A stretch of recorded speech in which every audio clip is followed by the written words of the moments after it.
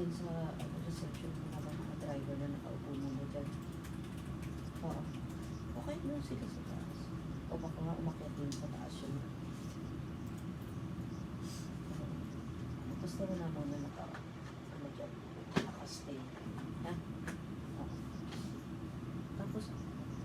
Tapos na yung operations meeting. Pwede mo nang pa-serve yung doon, yung mga snacks.